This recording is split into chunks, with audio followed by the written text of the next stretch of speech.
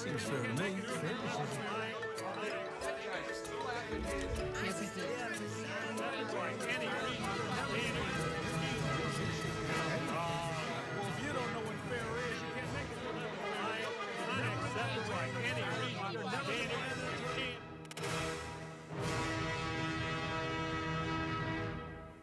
Donnybrook is made possible by the support of the Betsy and Thomas Patterson Foundation and the members of 9PBS. Thank you very much for joining us for this edition of Donnybrook before the hour is over. In fact, just around the corner, we'll tell you how you can join us next June the 15th for our next Donny Bash live broadcast, big fundraiser, and a chance for everybody to get together. Details forthcoming. First, let's meet the panelists assembled around the brown, beautiful table, starting with Wendy Wiese from KTRS. Jason Rosenbaum sitting in for Bill McClellan. Mr. Rosenbaum is with St. Louis Public Radio. Mr. McClellan is in Puerto Rico on business, watching his basketball team on the cusp of a big championship. Ray Hartmann is with us from KTRS, as well as rawstory.com and the Riverfront Times, of course. As you know, he founded that years ago. And Mr. Alvin Reid joining us from the St. Louis American. Jason, thanks for joining us once again. Thank you. I don't know if you were surprised when John Wood, the independent candidate for U.S. Senate in the state of Missouri, up against Trudy Busch Valentine, the Democrat, and Eric Schmidt, the Republican, announced this week that he was withdrawing, saying that he was in it to beat Eric Greitens. Eric Greitens is not going to be on the ballot in November, and so he would not be, I guess, a candidate this year. He was heavily backed by John Danforth and his super PAC. Of course, the former U.S. Senator really wanted an independent to run against the Republicans there, which is a little bit unusual, but nonetheless, what'd you think, and what's the fallout here? I was a little surprised for one reason only. When we talked with John Wood the day after the primary election, we specifically asked him the question about whether his candidacy was less viable because Eric Schmidt and not Eric Greitens won. And he was trying to make the argument that Eric Schmidt was still this extremist who was still beatable, hypothetically. But I think that my biggest problem with his candidacy is that Missouri does not have a robust history of supporting independent candidates or third-party candidates on a statewide level. In fact, the best example of a third-party candidate that's actually done anything in the last 10 years was Libertarian Jonathan Dine, who got 6% in 2012. But that was the year that Claire McCaskill annihilated Todd Akin, and if he hadn't been in the race, she still would have won by a lot. Well, Todd, I mean, to be fair, Todd Akin actually annihilated Todd Akin. That's true. I mean, if you so that was always my question about, like, if Trudy Busch Valentine doesn't get enough momentum, I don't know if John Wood was going to be a factor here. I agree. Now, against Eric Greitens, I think he would have been a factor. And, you know, my initial reaction, just because St. Jack Danforth got his Clarence Thomas and then he got his Josh Hawley, it's like, enough. But in retrospect, had Greitens won, I think Wood very likely would have made it very possible for Trudy Busch Valentine to win. She still has a chance because of the changing environment, but I would say it's a slim chance, just because this state has become so red on statewide elections. We'll have to see. But I was not surprised that he dropped out. The only question was, they probably prepaid advertising for August, and it may be that it was also just kind of tacky to say, never mind, I was just here to run against Greitens. Yeah. You know, Eric Schmidt, by the way, is no different than Eric Greitens as a senator. I think something else happened. I think Wood got phone calls from Washington, from Republican leaders, who do notice the changing landscape you're talking about, thanks to the Roe v. Wade or the Dobbs decision, Ray. And they're telling them, the Mitch McConnell types, the Karl Rove types, hey, you stay in this, you can only get single digits, but you're going to muddy the waters for the Republican. And I think the guy should have stayed in there to talk about democracy and the rule of law and use it as a platform. But that's what I was going to.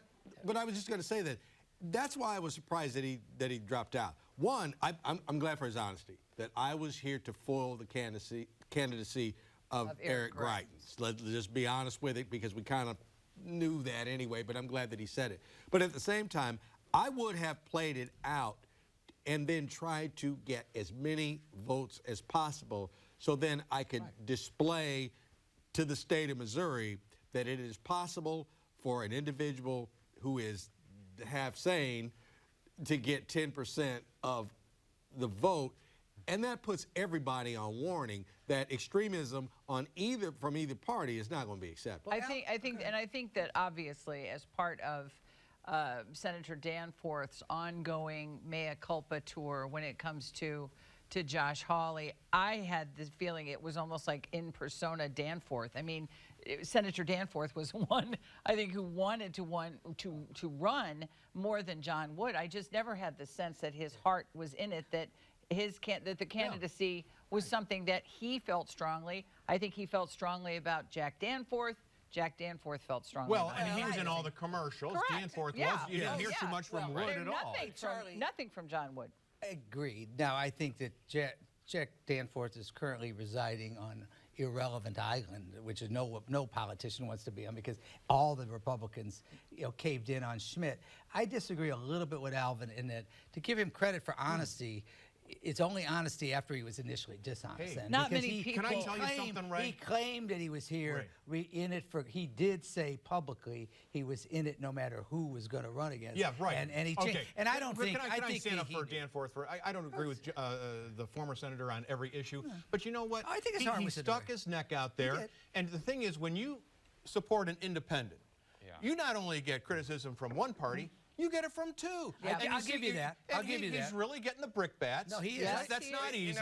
I'll give you that. You mentioned that, there's my mea culpa on Josh Hawley. And by the way, if he had not gotten involved in that, we may be talking about a Senator Ann Wagner who voted to sustain Pennsylvania and Arizona's electoral votes instead of Josh Hawley, because I think that played a huge role in her not running for that. That's a good But point. it wasn't just him. It was also the fact that he fundraised for Ed Martin for Congress in 2010, and he supported Clarence Thomas. And, I don't think that... I mean, granted, I was like I don't know. Don't rub it in. A 4-year-old in Illinois when he was a senator. Thanks a lot. But, wasn't he always like really anti-abortion rights when he was a lawmaker? Like, isn't he happy with this decision about Roe versus Wade? Eric Schmidt, though, we're kind of passing over the fact that as a senator, there is no difference between him and Eric Greitens as an insurrection. You're wrong. I'm sorry, You're he's wrong. an No, wait a minute. Wait a minute. You're wrong on that. Eric Greitens. I actually think Ray's correct on this. No, you could vote. Wait a minute. I don't mean he's the bad guy. No, as you're much saying. as Greitens. I'm telling you, he's an insurrectionist. That's like saying, what's her name? The Congresswoman from Florida. Oh, Marjorie. Marjorie. Now that's it. Like Marjorie and Ann Wagner are the same. No, they are not. not. They vote True. the same. No, Well, maybe but they I do. think in terms of votes, I think Ray's got a point. Not the same. Let's move on to the next topic. And this is, what can we say, Wendy Wiese, about Catherine Pinner, who is the Republican nominee for county executive, the largest county, I think, in the state of Missouri? Oh, yeah. Yeah, okay. So she is the standard bearer for the GOP, And it was reported this week that she has filed a lawsuit, apparently in her own handwriting, where she's challenging a former employer because the employer wanted all employees to be either vaccinated or wearing a mask. And she said that masks are associated with satanic rituals, and among other things. She also appeared on your colleague McGraw-Millhaven's show this week, and I think ended up hanging up on him. It turned out to be a radio classic, did it not? Oh, it is very much a classic. She did not, I don't know that she didn't hang up on him.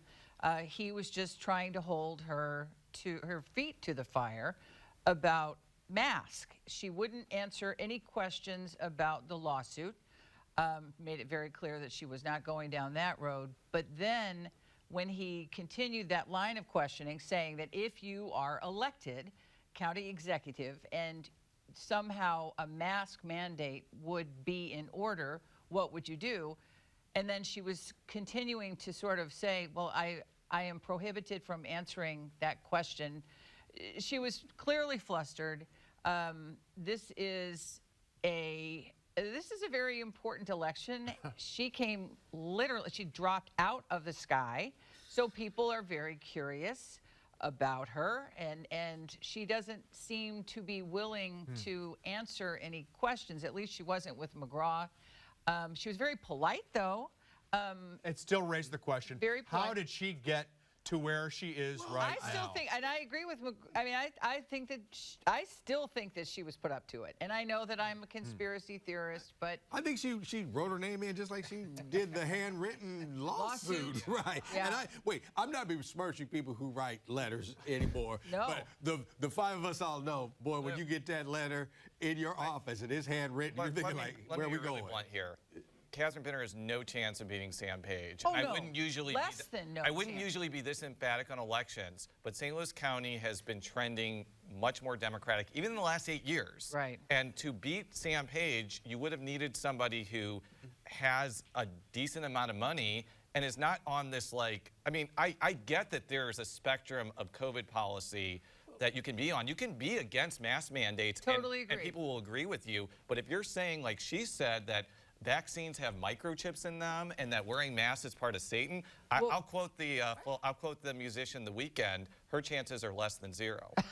There's my cultural reference for tonight. Why are we being so hasty to dismiss, the potential satanic connections between with masks and the chip? I think that's like 50-50. I don't know why you people are being so judgmental about this. Well, you know why but we are? honestly, Because the with- Republican Party, I mean, come where's on, Charlie. Rick? Rick's last name, Rick Stream. Rick Where's Lawrence Stream. Roos when you need him? Where's H.C. Milford? Well, How did this county go Gene McNary. down? The because party they had a guy in this county No, wait, goes no, so no, no, far no, no, Because down. it had No, a they had a qualified viable. guy. No, they had a viable candidate. qualified Ned Dugan. He had the wrong And so, name. so now, as He a had- Republican Party, hey voters, let's be honest. Did you not vote for the young man because he's black? And as a result, we got this. Thank you. Please, let's answer that question Yep. before we move on. Right. Charlie, let's get, really, be serious about it. Yes, Shamed Dogan was not only qualified, he would have been a much better county executive than Sam Page. And the fact is, he was black and he had the name Shamed Dogan. I think he could have survived one of those two, but not both of them. And There's you a can- great piece you about can- him nationally, by the way. At You the can bar. have a good laugh at my expense in a second. But if you looked at a photograph or some kind of an illustration of satanic rituals, very frequently, if you look at these photographs, there are masks involved. I hear you, So right. I'm saying if this was some sort of an academic paper or what have you, that's one thing, but she is the wasn't. There are candidate. masks I do at want to Mardi just point Gras, this too. out before we move on. understand. Like, now, And I do Hollywood. think Well, speaking of- if I were Sam Page, I would use Catherine Pinner as much as possible to make Dennis Hancock, who's running in a very crucial county council race in the 3rd district, look bad. So Vicki England, who's the Democrat, can win, and then he'll have this county council that basically is 4-3 in his favor. There's a good chance of that happening already. Is there not? Okay. I don't think That's the it's going to real affect Okay, that. I don't think the county we're going to executive take a We'll see. brief pivot here, as it's often said, because we have Donny Bash, June the 15th, 2023. You're invited, and here are the details. If you have never been to Donny Bash, boy, have we got a great date for you. It's coming up on Thursday, June 15th of next year, 2023, and it is in our favorite location, the Sheldon Concert Hall. The doors open at 5:30. Parking is a breeze. You can purchase refreshments before the taping and even afterwards when the guys from Donnybrook will stick around and talk to you. Usually they close down the joint, and it is just a great, great time. Plus, the actual set that we all enjoy looking at for Donnybrook is transformed. They actually set it up on stage at the Sheldon Concert Hall. The date, once again, that Thursday, June 15th of next year. 2 ways that you can be in the audience. First, if you join us for $75, that's the price of one ticket, or you can have your choice of the 9 PBS mug. But here's the best deal of all. When you become a sustaining member of 9 PBS for just $12 a month, you'll get not one, but 2 tickets to Donny Bash, plus a 9 PBS mug. It's a great way to enjoy the program of Donnybrook and support this program that's lasted for 35 years here on 9 PBS. Hard to believe it was back in 1987 when they started this program, but you can be a part of it that night in June. That's going to be a fun time. It really will. It always is. It's Donny Bash. There's nothing quite like it in St. Louis television, or as far as I know, anywhere else, where we invite people to join us for a live broadcast. It's a fundraiser. We schmooze before the show, enjoy cocktails, and then there's the show live here on 9 PBS, followed by more cocktails and more schmoozing. It's really, Alvin, as simple as that. Pretty much. And I just last week I got asked about, so Donny Bash, you know, I watched it. I bet you it's cool because you guys, you know, shoot the show, and then the people who are in the audience can go home and like see if they see it themselves. And I said, like, well, yeah, they can do that if they DVR it, because it really is a live show. It's live TV, and it just doesn't happen anymore. And I'm glad you say we shoot the show. Right. That's what we do. Scared me yeah, too. Scared me Just too. for a moment. Just for a moment. I didn't even recognize that I said that. But yeah, I'm glad I did recognize that I said that. It's a party. It has always been a celebration of the fact that we can disagree, at least on this, around this table and in the viewing audience. You can disagree without being disagreeable. Amen. And that's what this is. That's what this is all about. And even I'm sure that I will hear about satanic mass at Donny Bash, even though it's months and months away. I'm sure that I will be hearing about that. But it's all in good fun, and it is something that is very uniquely St. Louis. So if you are new to the St. Louis area, I would definitely get tickets to Donny Bash. It is uniquely St. Louis. What is not uniquely St. Louis is PBS, but That's it's a very big true. part of PBS. St. Louis, I would guess, I don't know how they measure it, if this isn't the best. Right. Well, we'll It just is. declare It it's the is. best PBS station I've in the seen that, country. right. Period. I Okay. agree with It's that. just, Right. It's been I think proven. everybody else probably can see it. But anyway, no, it is second to none, certainly, as a great PBS station, and we'll call it the best. And that you're not just supporting us at Donnybrook, and you're really and our great crew, of course, And great guests, right. And our, you know, but no, seriously, you are supporting All of the programming. PBS at a time that it's never been more important in our democracy, and so I think it's that's an important consideration. Yeah, for sure. Saturday night watched Regardless of Concert your for politics. George. I know, Wendy, you I must have watched seen that too. Was I watched that not some of good that or too, what? Right. Yeah. And it made me. Wow. I was looking back what year it was. I said, like, I was only like 34. I had one of those moments. Wow. How about And you, so, Ty? What are you call telling that me? number on the screen and join us June 15th. Mark the date, and don't forget to invite the entire family. We'll have a great time. We always do. June 15th will be here just around the corner. And let's say there's somebody's birthday coming up. Oh, man, I'll pull a number out of the head. September 6th, for example. There you go. Oh, yeah, that's right. That's Alvin's birthday. Alvin will be there. Hartmann, order him a couple of tickets. And there is the way you can do it. Gen X. For sure.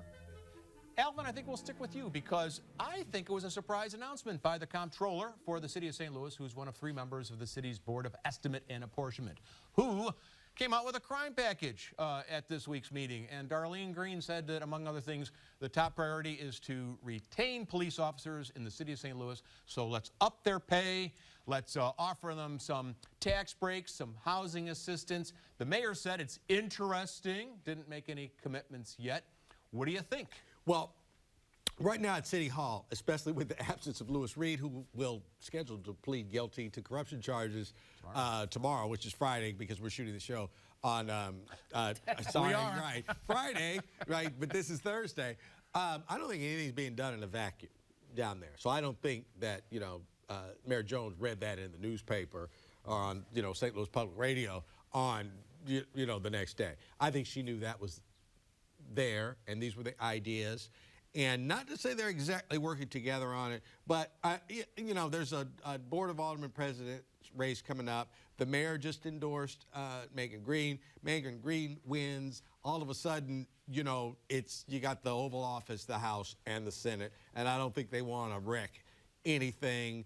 I think this is a way of making this proposal. Could be tweaked by the mayor a little bit, but I think she's on board with Darlene Green's plan, because it really wasn't my plan, but we're all down here working together, and so, yeah, let's live happily ever after. I think from a conceptual standpoint, this is part of a greater problem in St. Louis. The example that I bring up all the time is that the St. Louis public school system can't retain special education personnel because they're not part of the special school district, and the city school special ed personnel can't make as much as an entity like the special school district, which has hundreds of millions of dollars at its disposal.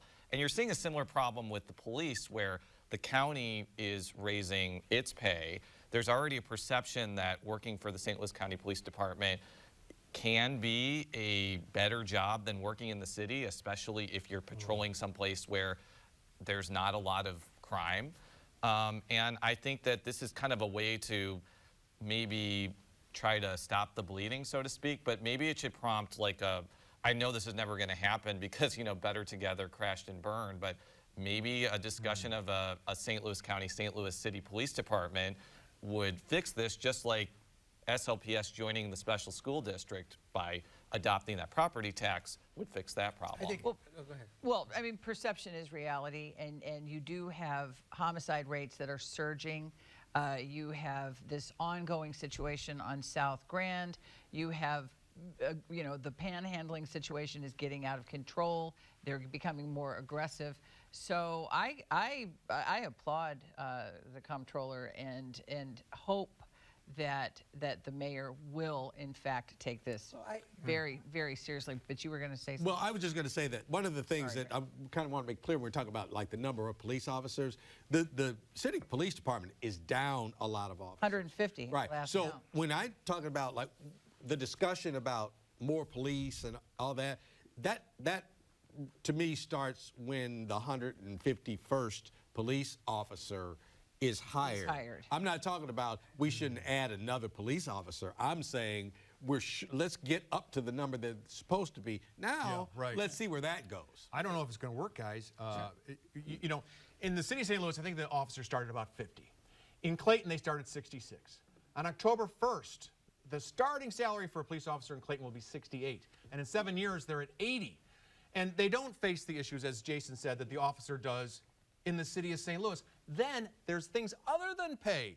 This new civilian oversight bill says that the controversial circuit attorney Kim Gardner oversees the use of force violations. Police officers don't want to work under that condition.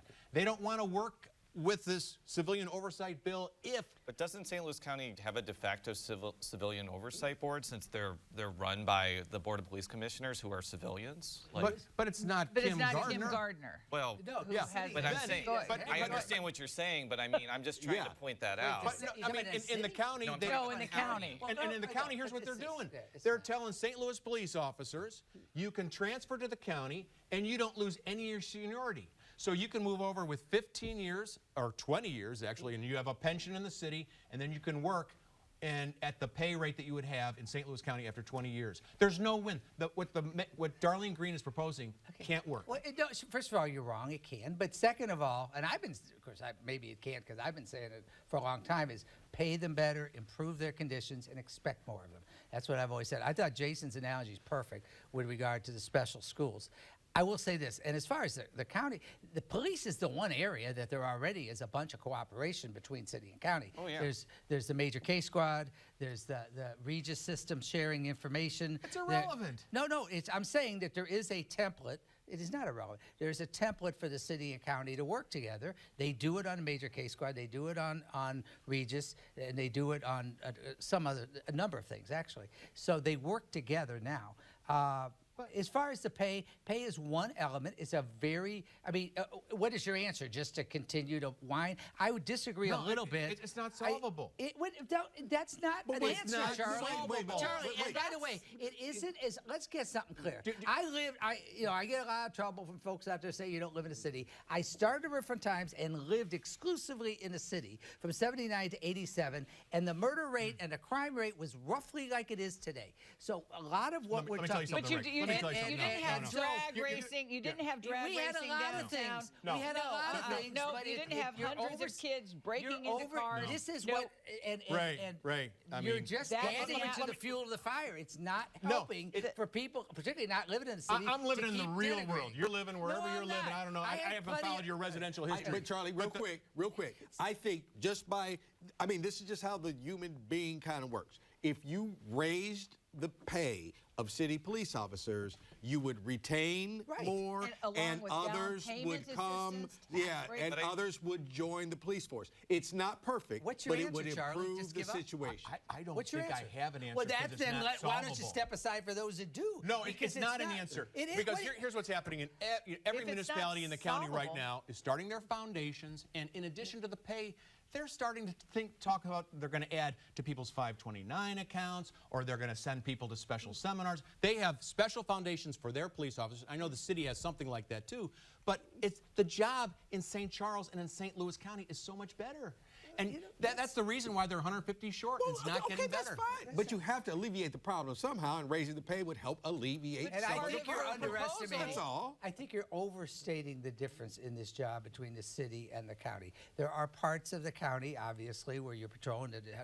There are parts of the county, for example, and even in St. Charles, where you are still exposed to the danger that we all know police officers. It's always a tough job. It's You're not, right. and, Well- and I think the idea, there's no reason on earth to be opposed to paying them more. I mean, Oh, I'm not opposed to paying them more. Well- I'm just saying it's not going to work. Well, the- but I the mean, down- you got to. I mean, think why if not? you The sweeten it cops. with down payment assistance and then the tax breaks. Yeah, that tax break and the down payment assistance, That's i.e., like, hey, I want to buy a house and I can't afford one in Okay. Kirkwood. And I want to Hey, live in the city. Ray, talking Neither about can I, by the way. taxes. Mike Parson, governor of Missouri, is going to have a special session in September to reduce the income tax from like 5.3% to 4.7 or 4.8%.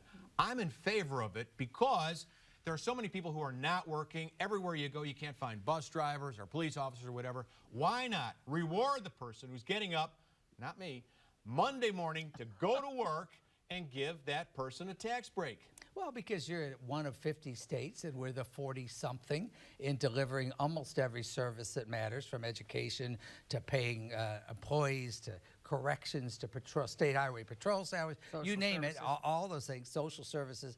And it's, look, this amount of money is mostly symbolic. It's not going to move any needles in any direction. It's not like, oh, we're going to return all this money to the state. How much was it total? Was it 500 million? It's not 700, I you know, think. whatever. In a state, the state budget's how many $20 billion?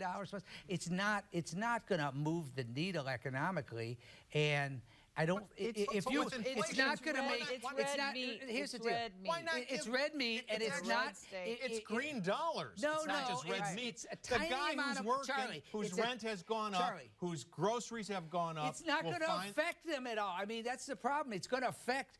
I tell you what would affect them more is having better paid public school teachers. Okay, They just That raised their would affect- salaries, as you They, know. could- they haven't raised them up to the national average. Right, I but bet I you. mean, all right, I can't be mad that they raised teacher salaries, Right. okay? Now, when you get, all right, it's like this. I saw that figure, $700 million.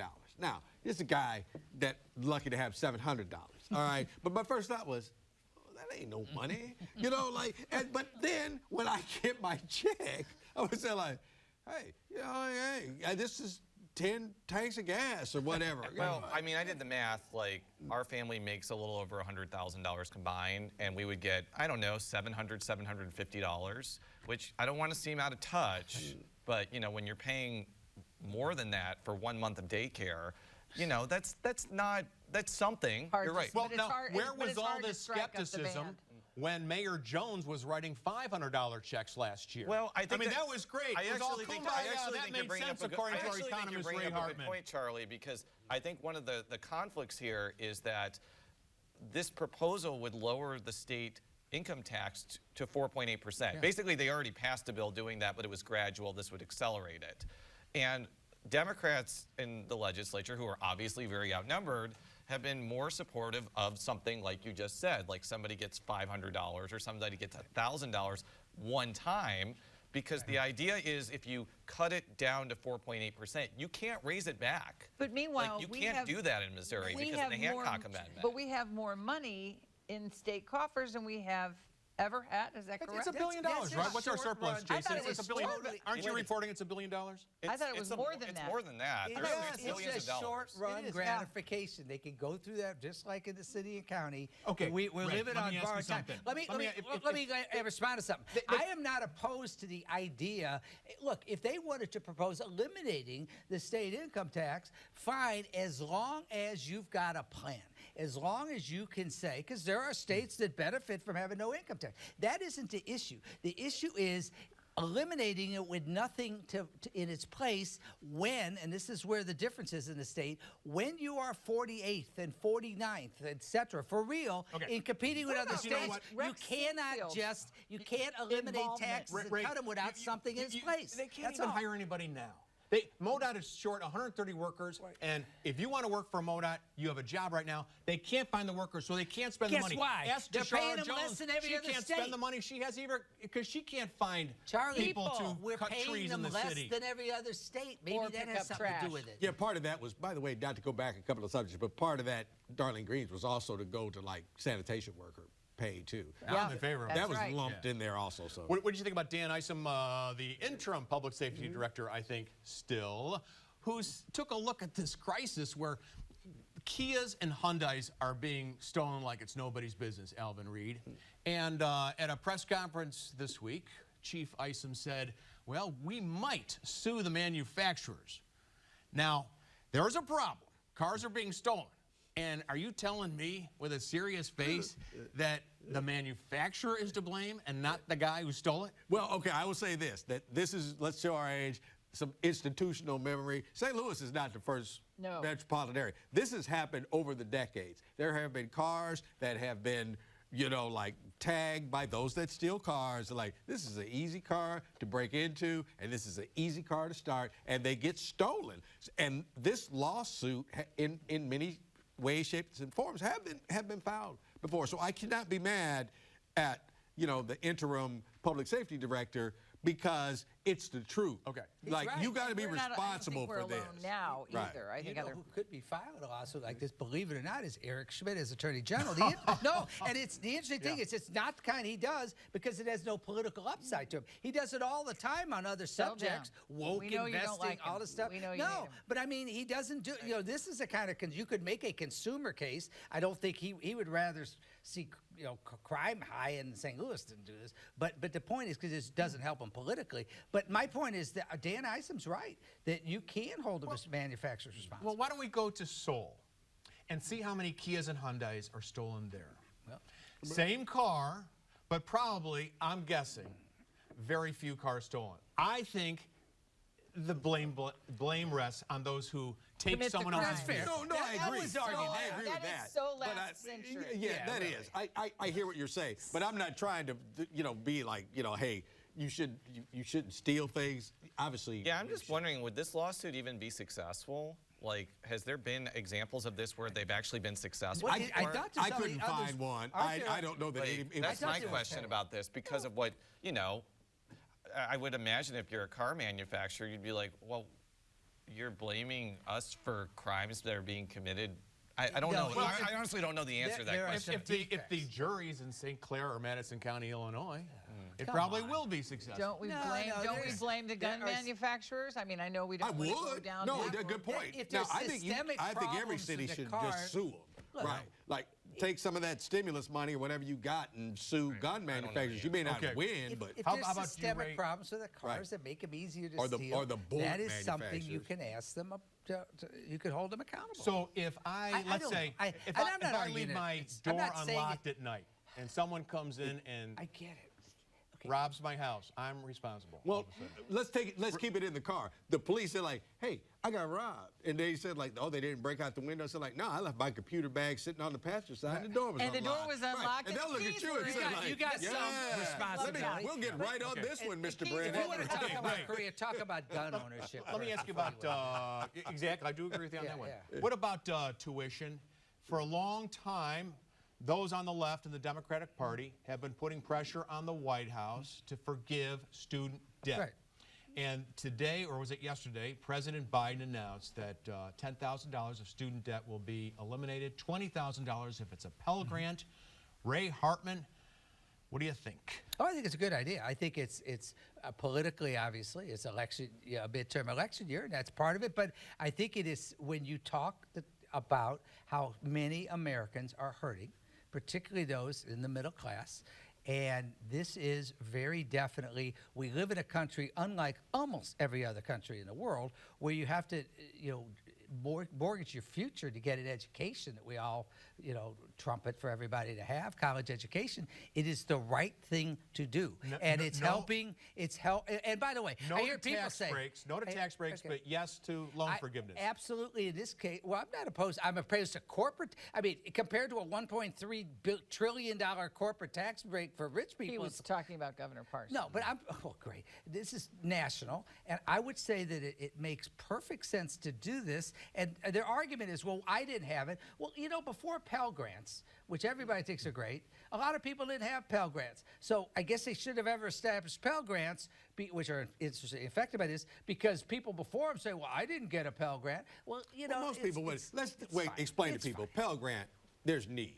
Okay, this is not like your FAFSA loan from the government. Okay, where you basically, and if we're going to go back in time, a lot of us, your kids will grow up. You'll understand what a FAFSA form is while you're pulling your hair out. Amen to that, yeah, brother. right. You know, like we wouldn't have qualified for anything technically, but now they step up and say, like, look, you can get a governmental loan, but it's not a Pell Grant. That's why the 10,000 I was using rolls this back. example of something that And didn't then, happen before, and now I'm it happy does. for the 10 for my daughters. I think it'll be interesting to see like what the political ramifications are here, but also that, you know, it seems that like Biden and the Democrats are trying to do as much as they possibly can before November. Yes. And if the Democrats lose the House, but they maintain the Senate, they're not going to be able to do stuff, even though this was an executive order, like this would have probably gotten a lot more opposition. So it just is kind of like this string of things that have happened that Biden and the Democrats have done recently, and I guess they're just hoping that it reaches a critical mass enough to, All right, to stop can the I- bleeding. Can I add something real quick? Okay. There are, like the National NAACP, it's not enough. This is not doing enough for black students, especially black women students. Cori Bush stood solidly with the president on this by the statement that she made. And for all you all that Cori Bush hates President Biden, you know, That's she, interesting. I didn't know that. She has been supportive of a lot of Yes, Biden policies. right, but actually. this And one by the is- way, okay, like, right. some of This the one- most this one notable, in like, particular. infrastructure. I mean, Yeah. Except Let- the infrastructure. right. Let me educate you guys, thank since you. we're talking about college Do I education. have to take out a loan? Yeah, it's going to be on the midterm. This is going to do nothing about Will the there core be a problem, which is the curve? rising cost of tuition, which has far exceeded the cost of inflation of the past 25 years. But our kids are about to get out of school. But the president doesn't want to step on any toes in what is usually a very reliable liberal base, the American campus, and that's where the problem is. Adirondack chairs and lazy rivers and all sorts of excesses that we didn't have 40 years ago. Yeah, Mizzou's lazy river was pretty cool. That is- I'm gonna say that. Yeah. But you are correct. Like tuition, I think for Mizzou when I was there, I was able to get in-state tuition because I worked at Dillard's for 3 months. Great job, by the way. But I'm saying like it has gone up, so I do think that you have a point there. But He can't do anything about but I don't that, know. Charlie. But I think that that's more like a state he issue. has a bully pulpit. It's called the White House. Like, He's couldn't not- state this isn't lawmakers like do bullying. something to make Mizzou more affordable, or have programs to send Yes. kids for That's tuition Well, for free or something like vocational that? programs, I think, Or are gonna vocational start booming. programs? No, Of we're course, talking about look, college We're now. talking about, you want to talk about the real world? This is what Joe Biden, this isn't a bully pulpit he was on. He did something to help, I think, 4 million American families who genuinely need it today. What you're talking How do you know about they is genuinely needed it? You had it right the he first cannot time. issue an edict This is a that says- midterm Excuse me. election. No, He it is isn't. Santa He's Claus. helping Yes. 10 million, Okay. 4 million people All that right. need help today. You're amazing. Because I when don't it care. comes It's to not- the if it's tuition, about me- they all need it. These are Americans who are Right. struggling. But what when about it comes to Governor a state Parsons? tax cut, they don't need the money. That's not what I said Yeah, about I mean, the state you know tax what? cut. No. Sort of We what all you need the said. money. Whoa. On the state tax cut, it's not a question of people needing the money. You're talking it's about a question services. about a lack of services in competition with other states. Okay, now, you know who needs the this money? is different. We need the I heard money that. here at the 9 Network. And here's one way that you can help us. If you enjoy Donnybrook and all the other great programs, we've got Donny Bash next June with some details. It's appointment television, isn't it? Turning on Thursday night to see what's going on Donnybrook, or maybe you're catching one of the repeats, but you do want to see it and you don't want to miss it because there's so many interesting topics and conversations, and quite frankly, I never watch Donnybrook without at least having a laugh or two. Since you are a fan of Donnybrook and you know how important it is to our region. Won't you please become a member? Or maybe you are a member and it's time to renew. Either way, I invite you to help support the show that you enjoy so much. You can join us for a $75 donation, and in return, you will get the mug, or you'll get a ticket to Donny Bash. Or if you prefer, you can join us at just $12 a month as a sustaining member, and you will get a great package. That's 2 tickets to go see Donny Bash, as well as the mug. Now, that's happening on June 15th at the Sheldon. If you've ever been to Donny Bash, you know what it's like. So much fun. There's a little pre-party, there's the show, and then a little after party where you have an opportunity to talk to the Donnybrookers as well as other members of the community who enjoy the programming here. If you do, won't you please join us now? Thank you. And we look forward to everybody joining us June the 15th for Donny Bash 2023. Hard to say that. Wow. So this is the program where we invite you to join us for a live broadcast at the Sheldon in the middle of June, the Ides of June, as one might say. Maybe not. And we raise money for 9PBS, which of course brings you all these fantastic commercial-free programs, which you enjoy, like the News Hour, which precedes our program, and many others. A lot of educational programs for the kids and adults alike. So call that number on the screen. Join us next June. Enjoy a great program along with some adult beverages, or not, and also a great program. So that's the whole point of Donny Bash, and we couldn't be more enthusiastic in asking you to please join us next June. And it was fun in June. It was. I thought, you know, when we set it up this time, well, not we, you know, we just told, just show up where you're told. But, you know, I thought like, well, that late September and fall and all that. But I really liked it in June. I really did. And so now that's hey, it worked. I agree. Right? Worked out for me. Well, Show up. and you know, the proof is in the pudding, because so many of the people who come every single solitary year. I mean, and that tells you everything you need to know. It is an enjoyable night. I think a lot of people probably make friends. You know, they find out, because you do see pockets of people who did not come together. You find out later that they just met at Donny Bash, and so friendships are formed and alliances forged. I mean, it's a great, great thing to do. And it seems like when it was in late September and October, it was competing a lot of times with the playoffs and pennant races. Yeah, that's true. Now, I haven't checked the calendar. It could.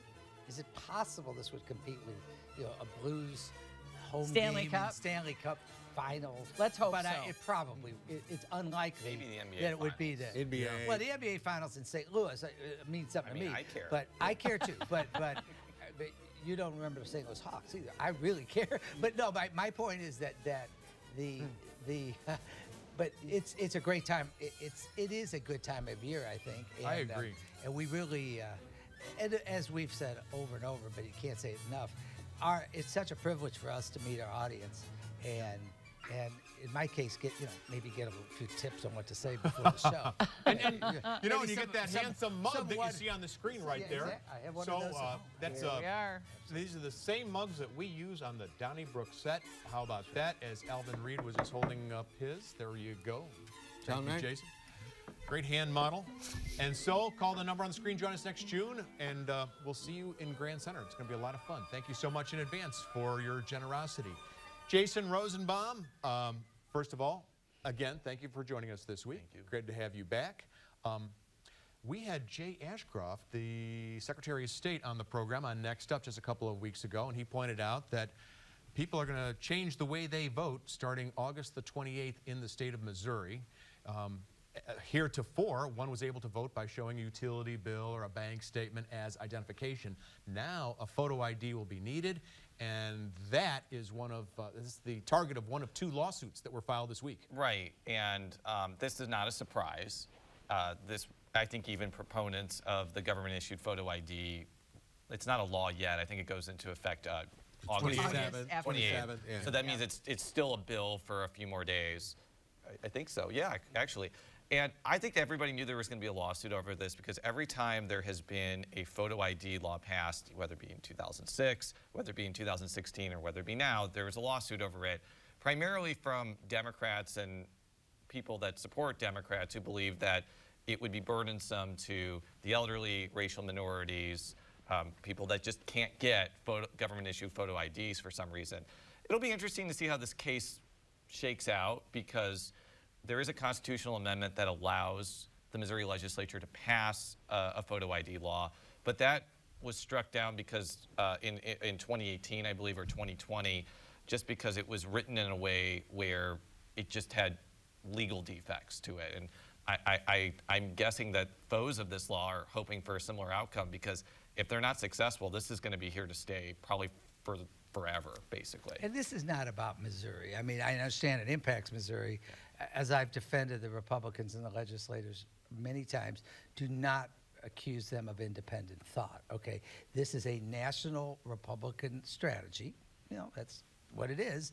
It's amazing. They probably need a proofreader to make sure they don't pick up some other states on the bill. But the fact is, it's the ultimate solution looking for a problem. I mean, there's never been a case of voter false identification ever prosecuted in the state for somebody falsely pretending to be somebody else that's going to be cured by an ID. And so, look, it makes it's a hurdle. It doesn't make it impossible for people to vote, but it puts a hurdle up. I think it's about 170,000 people who are disproportionately Democratic voters that got to go through an extra hurdle. It's not any more complicated than that. It's not even, it's no more complicated than that. Is it true or untrue, Jason, that in 2005... Facts. We need some facts. Facts. Okay. Oh, we need facts. That Okay. in 2005, the photo ID requirement was the result of a bipartisan federal commission, and two of the principals were former President Jimmy Carter and James Baker. So, I mean, I don't understand where the photo ID became the boogeyman, and yet absentee ballots are not. In 2006, the argument was that since it requires, getting a government-issued photo ID requires like having a birth certificate or other documents, if people can't get that for some reason or it costs money, then it is like a financial hurdle. Now, I think that has been addressed in this bill, but it still requires people to like go get it. It may not be a financial hurdle. I get it. I understand what you're saying, but that has been the argument. But I just want to point out, factually, since we're using facts, something new on this program. Yeah, Jason, thank you. When the mayor was writing those $500 checks, which we talked about earlier, you had to have a photo ID. That's right. Good point. And I didn't hear anybody on this panel or elsewhere say that was an insurmountable hurdle. What I was going to say, and I've said this on the show, going back to, you know, when we talked about this, Martin was sitting in that chair. I said, like, you know what, look, to vote when I was born, okay, meant you might be risking your life in places in the country. I think getting a photo ID, while I understand what this is all about, this could be easily overcome, and it's paid for basically in this bill. But I will just now I get no. Now I agree with you that it is a hurdle, but it's one that can be cleared. I'm more upset with this.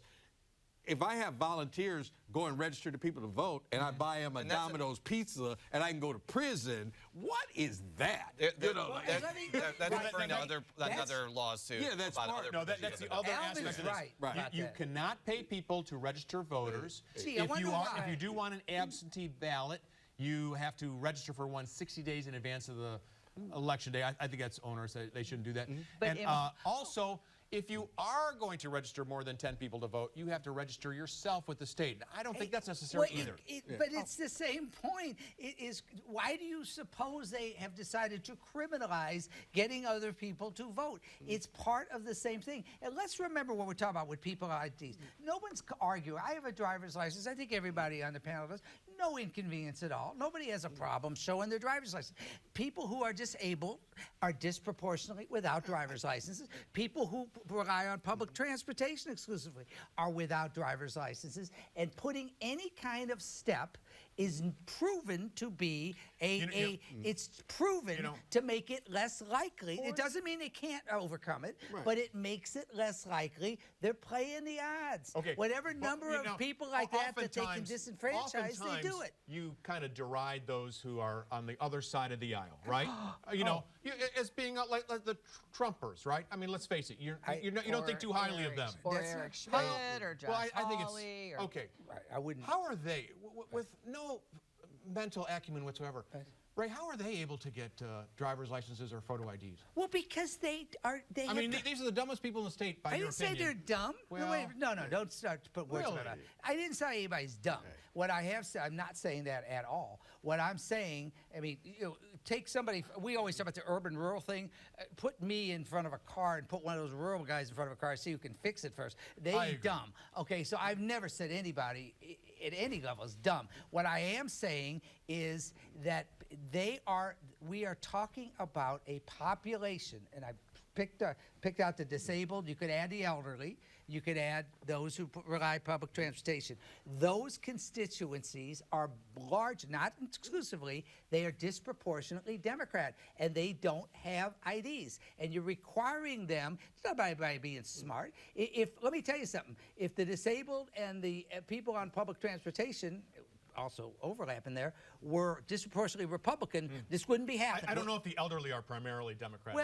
Well, I would, just one thing. Like, one, as Ray was saying, this is a national thing. And some of it, when it comes down to maybe some individual, congressional races, that's more about the redistricting.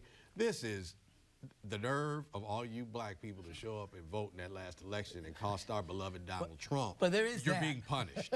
You're being punished. And hey, it's up to you to overcome it. And like you say, you just got to overcome it. I do want to point out that the biggest source of voter dishonesty in Missouri is when people say that they're going to be out of town and get an absentee ballot for that reason and aren't. And I've talked to Republican election officials and Democratic election officials. There is no way for county officials to actually prove that. That's right. And the biggest opponents of getting rid of the excuse-based system, and there is a carve-out in this bill that allows in-person, no excuse absentee, but it still keeps the excuse system in place. Republicans don't want to get rid of that system, even though it is fundamentally unenforceable and broken. That's correct. Well, but that's it is voter suppression. That's what it is. Alvin, I want to ask you, because you write the sports column for the St. Louis American, your opinions on Yadier Molina, one of the great catchers in Major League Baseball, one of the great catchers in the history of storied history of the St. Louis Cardinals. This past week, he did take 2 days off to head to Puerto Rico to watch the team he owns, basketball team, participate in the league championship. And they won. Good for him. What do you make of a guy in the middle of a pennant race taking off like that? Hey, you know what? I don't understand sports that I really do. Playing on teams and just grew up like, all right, we had two of our best players on the Cardinals took 2 days off because they didn't want to get vaccinated. And Tom Brady took 2 weeks off in the middle of the training camp because he had to go hang out with his family or maybe save his marriage. Who knows? But they just said, hey, see ya. So Yadier Molina, says, hey, I got to go see my basketball team, in Puerto Rico play. See ya. And I'm just kind of like, hey, wait a minute. Hold it. I'm not Vince Lombardi, but things have changed. I would do the same thing. I will tell you, I would do the same thing because basketball is a better sport than baseball. St. Louis should have an NBA team. We should. Yeah. We're on the same team there. And anybody like me who is a hardcore Milwaukee Bucks fan that got to experience the euphoria of seeing the team that they've been rooting for 30 years win the championship, I want St. Louis to feel that same thing. And I don't blame Yadier Molina one bit for choosing basketball over baseball. As long as you're not a Brewers fan. Oh, I'm a White Sox fan. Okay, good. Me too. God, we got a lot of. I'm a Cardinal fan, but White Sox are my other team. You know what? I think, first of all, I'm one of those people. Whatever Yachty wants to do is fine with me. See, I don't believe that. Seriously, I can't go there. No, I get it. But here's my thought. But actually, if there's an issue, it really would have to be. It's management. And I would think if it were a problem, keep in mind, Yadier Molina ain't going to play 162 games a year. No. He has scheduled rest. So for him to take a couple games off, and it's a little different than guys, I think, on the vaccination thing. This is an older guy that's not going to play that all the time. But It could be a problem in the clubhouse.